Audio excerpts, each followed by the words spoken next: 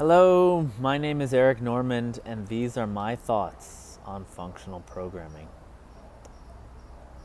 I've been working on a course called Domain-Specific Languages in Clojure, and it's been making me think about a phenomenon that happens frequently when I'm writing Clojure and doing domain-specific languages and little interpreters and things. And the phenomenon is this, that if I write a straightforward solution to a problem in Clojure, let's say, it might take me 1,000 lines of code to solve it. And to handle all the corner cases and everything, I've got 1,000 lines of code. However, if I take this other approach where it's much more indirect, or instead of just solving the problem that I have in front of me, I write a language. So I make a DSL to allow me to represent that problem, and then the evaluation of that representation is a solution. The DSL could take me, let's say, 500 lines of code to write, and that's a fairly large DSL. Usually they're much smaller, but it takes me 500 lines of code, and then actually writing the solution in it only takes 10 lines of code. So if you compare them, that's 1,000 lines of code if I just do the straightforward, just solve the problem, versus 510 lines of code. And 500 of those are very easily reusable if I have several problems in this same domain. And it's just weird to me that an indirect approach like that can lead to so much code savings. Now, obviously, this is a very extreme example, but it's not atypical. Imagine, just as another example, imagine you had to solve a fairly complex problem like developing a web app, just like a server-side rendered web app. I'm not talking about Clojure script or JavaScript. Just serve web pages. But all I gave you was assembly. At some point, and it's very soon, you would actually be better off writing a programming language, at least an interpreter, in assembly, and then using that to implement your web server. Right? So the question is that, well, the magic is that it takes you so much time to write this new language, and so that's represented as a very flat curve, very parallel to the axis, very low to the axis. You're not getting much productivity out of it because you haven't finished the language. But then at some point, the language becomes complete enough that you can start developing your solution.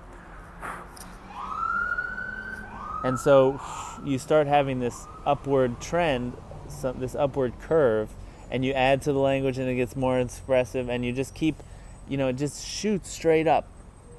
Whereas if you just started writing it by hand directly, so you're writing a web server in assembly, you're making progress, but it's mostly linear. Maybe it's a little bit more than linear because you are able to reuse a lot of your code as you get going, but it's still not gonna go and shoot straight up. It's not gonna elbow, at least not very soon. And so this is kind of mysterious. Where does that upward shooting come from? Because you have a Turing complete language, you have all of the tools available to write anything you need, and yet to make the language, which is a general purpose tool, to make that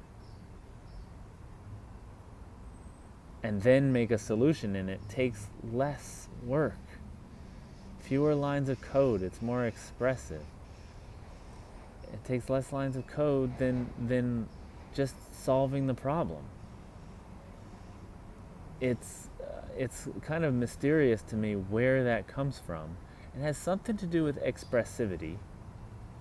It has something to do with the magic of that often happens when you are solving more general problems. It's sometimes easier to solve the general problem than it is to solve the specific problem.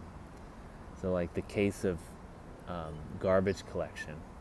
A garbage collector is actually pretty simple if you solve it in the general case.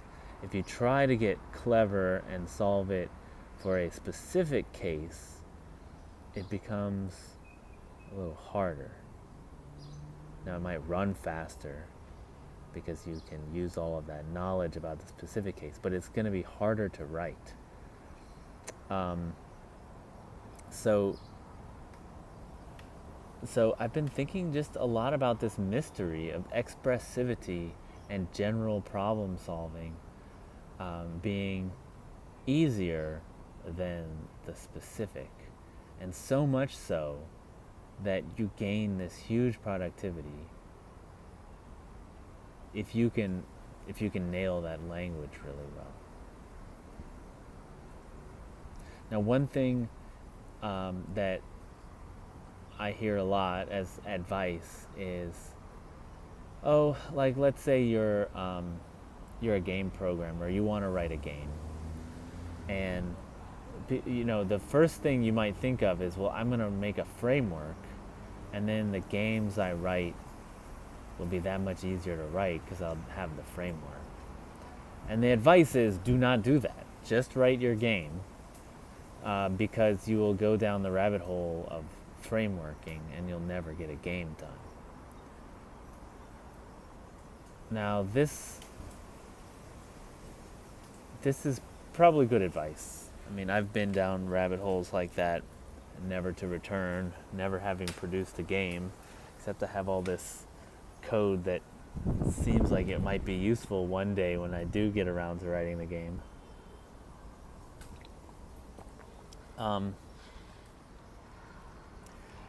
But some people do write frameworks, and they are productive in them.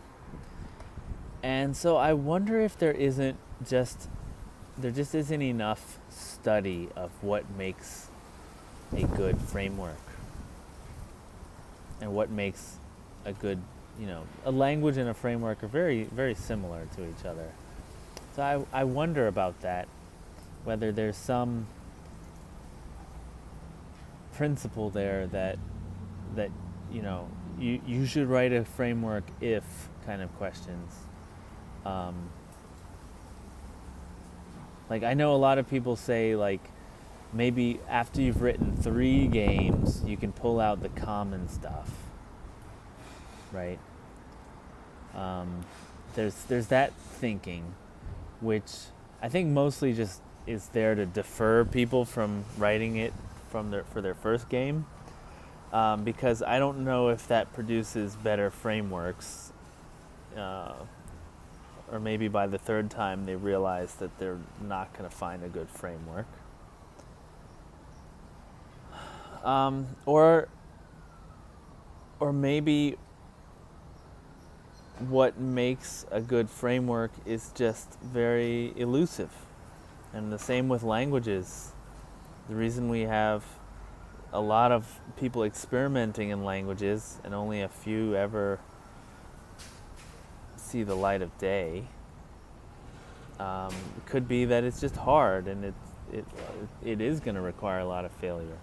And so in that case, you should experiment and try to write a framework first. But just accept that 99% of them don't work. Don't give you anything that you'll want. So anyway, I've been thinking about this exponential increase in productivity when using DSLs. And that one of the things that you really want is to be able to make the DSL cheaply. So if you do a compiler in the traditional way where you use Lex and Yak and compile in those like multipass ways, that could actually be not beneficial to writing your own compiler. But if you're using a language like Clojure or another Lisp,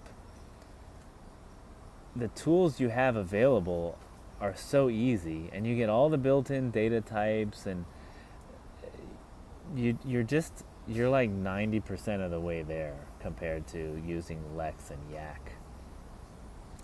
And so you do see a huge amount of that leverage where, yeah, I wrote an interpreter in 100 lines of code, and then my solution was another 10 lines, so that was 110 lines of code, as opposed to writing it outright was 600 lines of code.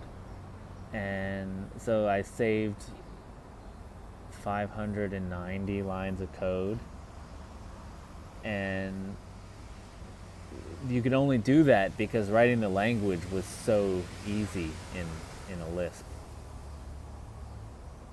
It's really nothing more than a function or two to write a language, which is nice. You don't have to worry about parsing because you already have the reader. You have literal data structures, so you don't have to parse. And all you have to do is interpret it. You don't even have to write a compiler. You can if you want. It'll be faster. But sometimes you don't care about that. That's really cool. All right. My name is Eric Normand. If you have any insights into where this extra productivity is coming from, why is it that I can write a new language and all of a sudden have an order of magnitude decrease in my code size, let me know. It just seems so weird that the two, it's more than the sum of its parts, and I don't know where that's coming from.